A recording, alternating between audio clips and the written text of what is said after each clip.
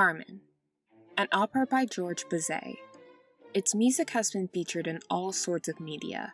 Not to mention, the title character has become famous in her own right. But this interpretation of her and the score is pretty unique. She isn't just the character brought to life, but is very much her own person, with quirks and flaws and a lot weighing on her shoulders. But I'm getting ahead of myself. To better explain this video's subject, I'm going to summarize the mobile game Takt Op Symphony first. There was a meteor that crashed to Earth, spawning monsters that hate music and anything that makes it.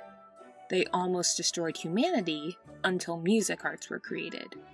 Music arts are basically this universe's version of magical girls, and have classical music imbued into their very being, gaining superpowers and assuming the name of the score that chose them, at the cost of their human memories. They live in and work for Symphonica, a giant underground city, and whose mission is stopping the monsters, known more formally as Despair Dolls, for good. And Carmen is one of the oldest and most mature of the music arts in the game. But one thing to note before we dive in is that while she embodies the score of the opera, she differs greatly from the character. Carmen from the original opera is, well, a bunch of racist stereotypes about Romani women bundled together with a femme fatale trope. She uses her looks to manipulate the men around her. She's also violent, attacking a factory coworker with a knife and not seeming to have a reason as to why. She works with a band of smugglers and is a wanted criminal on top of that. Carmen toys with and seduces the character Don Jose, and they have a push and pull dynamic that is honestly unhealthy. And at the end, driven by love, Don Jose kills Carmen when she refuses to be his alone.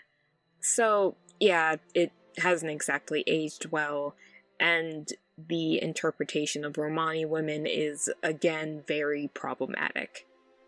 But I still find it important to mention this because, while Takt Op Carmen greatly differs from Opera Carmen, they do have a few similarities, and thankfully not the problematic ones. Carmen's personality can be summed up as teasing, but also very warm and comforting. She doesn't really seduce people, but she is aware that her beauty can be a weapon and can use it as such without hesitation.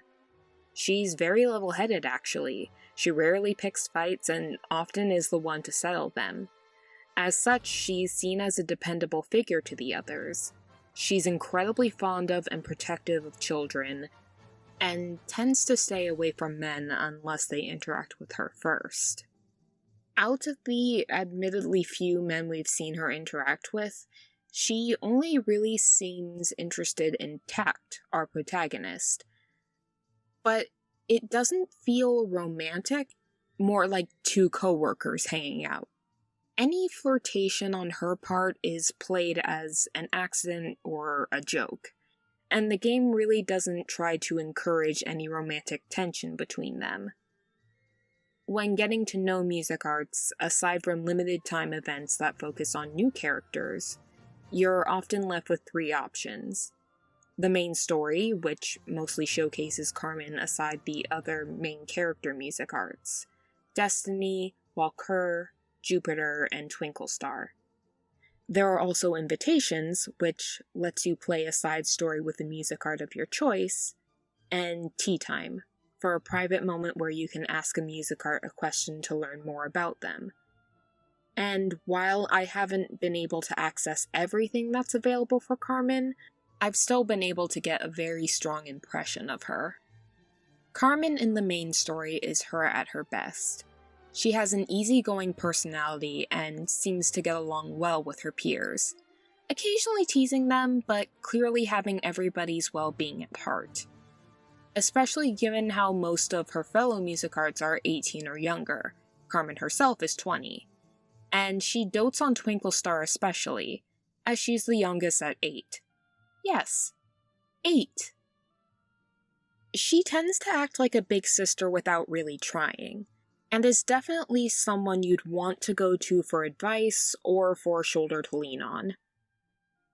Ironically, the other music art to have this type of personality is from another Bizet opera, Arlesin.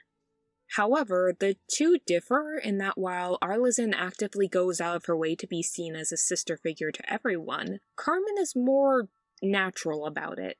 Her caring nature feels like another facet of her personality, rather than the main aspect. No shade to Arlesin, of course.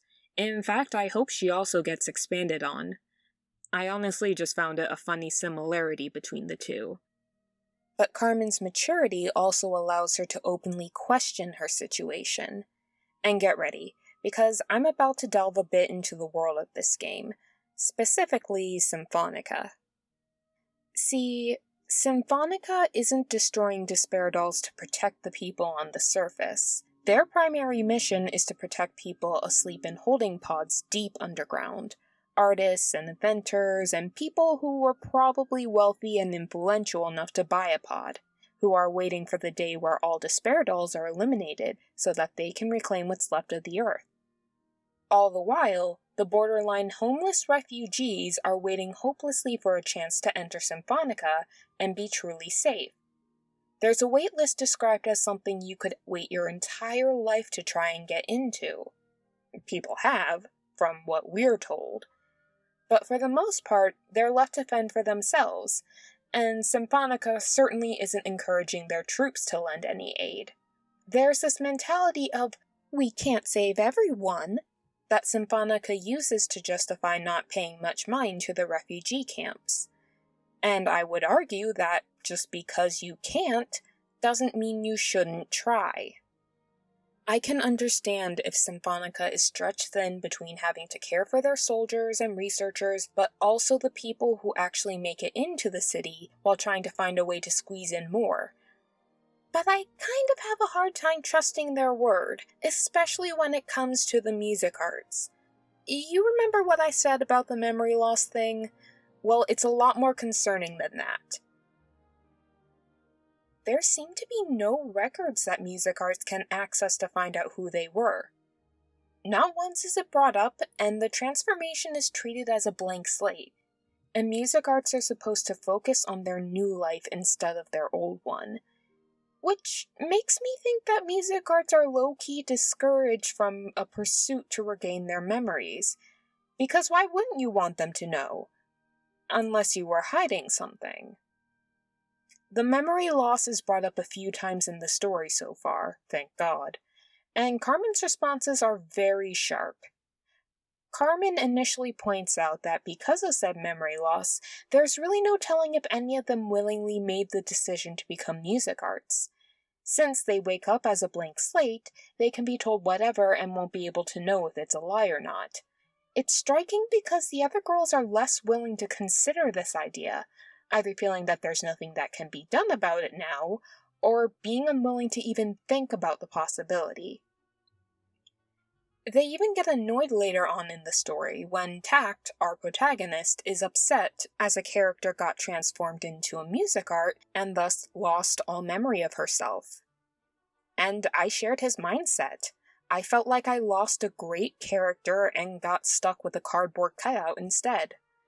And I have thoughts on Pavane for a Dead Princess that are best saved for a different video.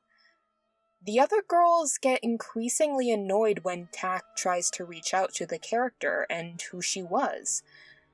Especially Walker and Jupiter, the latter who eventually snaps at Takt and ultimately interprets his interest in getting that girl to remember her past as him blaming the girls for not caring about their past, which is not the point.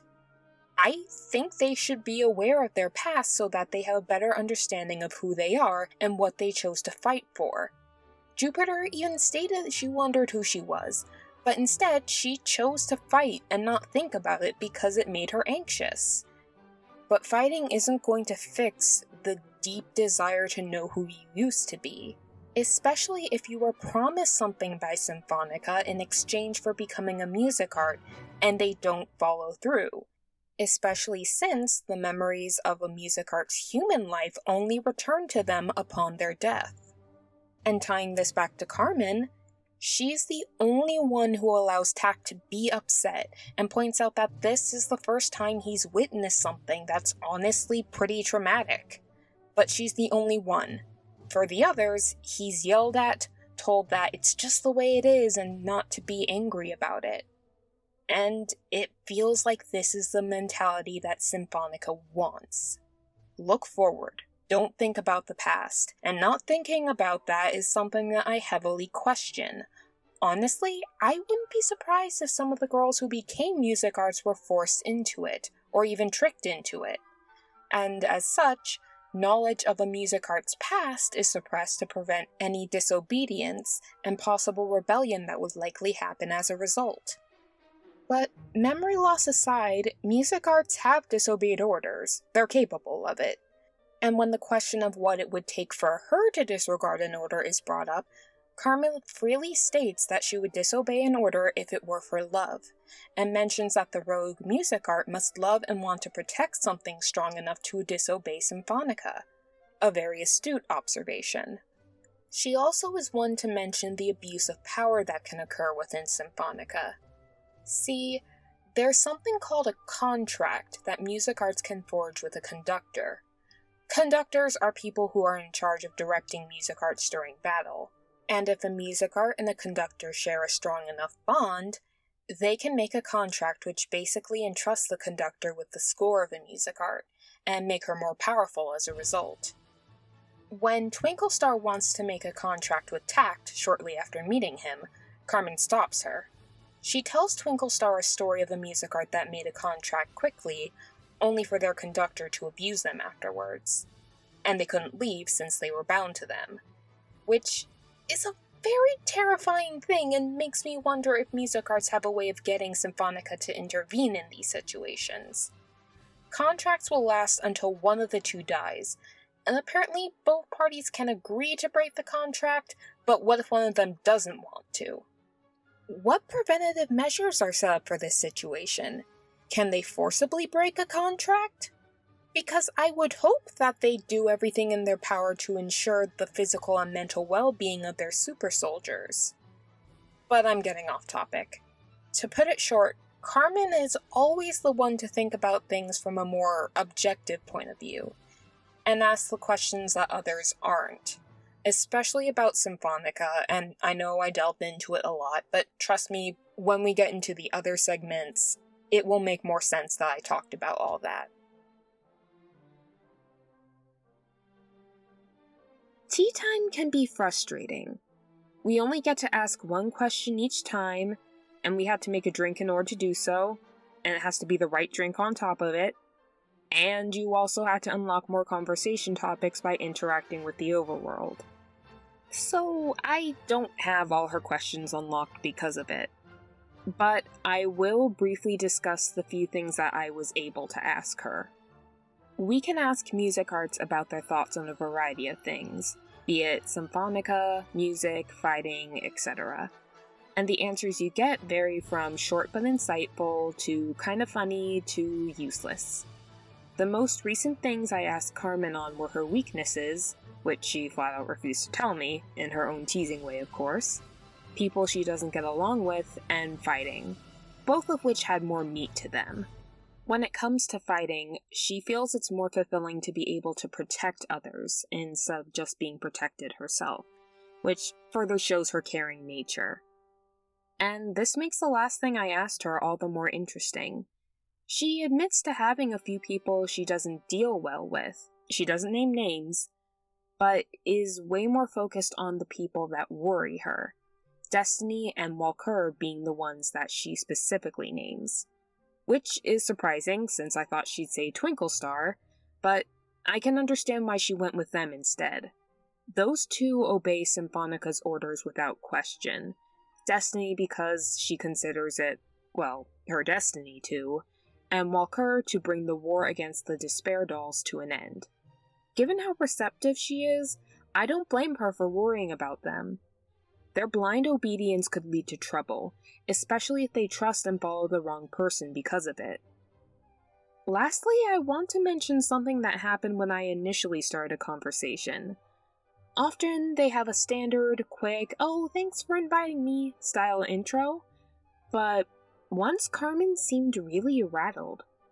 She was uncharacteristically worried, wondering what her peers thought of her, if they liked her or actually hated her, and how it's just so hard to tell. It was really sad to see her so upset, and it made me wonder who the older music arts can lean on when so many lean on them. But funny enough, people's perception of her is the start to the next segment. In her first and second invitations, we start by seeing Carmen discuss her beauty routine. It's done in a strange way, always associating the need for makeup in order to be herself. And she talks about it like a sacred ritual. As she says in the second one, apply makeup for others, apply makeup for myself. She then goes on to settle a fight between Fledermaus and Twinklestar, the former having pranked the latter as she often does. Destiny, who was watching with Takt from the sidelines, says that Carmen often does this, and that she's a good mediator to her peers, further stating that they all see her as a dependable older sister. Which, sorry, Arlazin. But Destiny also acknowledges the pressure that it places on her, something that Takt points out first. Later on, he goes to visit the refugee camp, because it's the only way he can get information on what's going on there, because this little fucker doesn't tell them about it, so knowledge about the refugees is being actively suppressed. That's good. But I digress. While music arts are discouraged from visiting the refugee camp, again under the pretext of, we can't protect everyone, Carmen sometimes goes to teach the children to dance and entertain them, which is a very sweet scene. Then a drunk guy tries to hit on her, and while Carmen handles the situation well, the dude does get some beer on her, which messes up her makeup, and when Takt checks on her later, he sees that her makeup is applied even thicker. In the second invitation, since she's running low on makeup, Carmen and Takt go out to the market to buy more. And in this episode, Carmen flat out states that she sees makeup as a tool to cover the things that she doesn't want the others to see. Her dark circles for fatigue, her wrinkles for aging, anything that makes her look less pristine. Which, given the world she lives in, makes sense.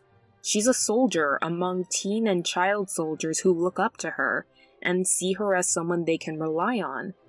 And she wants to be that both for herself and others. She showcases this when they stumble across a crying child with a tattered doll. There had been some despair dolls that had attacked the market earlier, and it got caught up in the fight. And after seeing that this was an important possession to this child, Carmen offered to fix it without any probing on her part.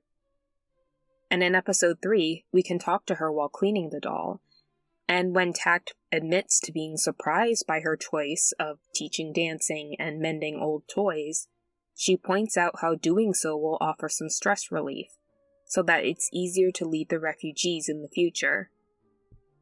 And she points out that it's incredibly stressful to live on the surface, worried about these monsters suddenly appearing who are hell-bent on killing them. So doing things like this, simple as it may be, will be beneficial to keeping resentment from building up, and eventually pouring out towards Symphonica. And she's happy to help, but it's another thing that's weighing on her instead of on Symphonica. While the doll gets cleaned up and mended, it's still got several scratches on its body, and Carmen uses her makeup skills to fix them, saying that she's very good at using makeup to cover scars. And I'm not sure if she's referring to battle scratches, which wouldn't make sense, as music arts have the ability to heal minor wounds, or if it's darker than that. Later on, she will ask Takt if he thinks she's running from something by hiding her scars. Which, she is, true, but it makes me wonder just what she encountered to have such thoughts. The last bit has Takt noticing the small scratches on the doll's body once more, calling it a pity. Carmen replies, "Still, it's beautiful, right?" and Takt agrees. I can't help but wonder about what scars she's gotten, and it makes me wonder if the story about a music art being abused by a conductor is what actually happened to her. It wouldn't be too out of the ordinary for her character, as in a 2018 production of the opera, the story gets altered to make Carmen the victim of abuse, who, in the end, shoots Don Jose and survives. Maybe the devs drew on that adaptation for this Carmen's past. The Invitation story hasn't been completed as of this video's recording, but I assume that we're going to get closure soon. But with that being said, it's time to conclude this video. Overall, the devs have done a great job making Carmen a compelling and well-rounded character, as well as the other music arts. And a special shout out goes to Yumiri Hanamori, who voices Carmen and is clearly putting her all in it. For a gacha game, they really did a great job with the writing, and I wouldn't mind if they kept the cast smaller in order to properly give them all a good story arc. So thank you for listening to my rambles. Let me know what you think about Takt Op Symphony, who your favorite music art is, or if this video convinced you to give it a try. I probably won't be talking about the game every time I make a video, but I definitely want to return to it as there are other characters I want to make videos on, and Destiny and Pavane for a Dead Princess come to mind. But with that being said, thank you so much for checking out my video, like and subscribe if you want to, and I will see you later.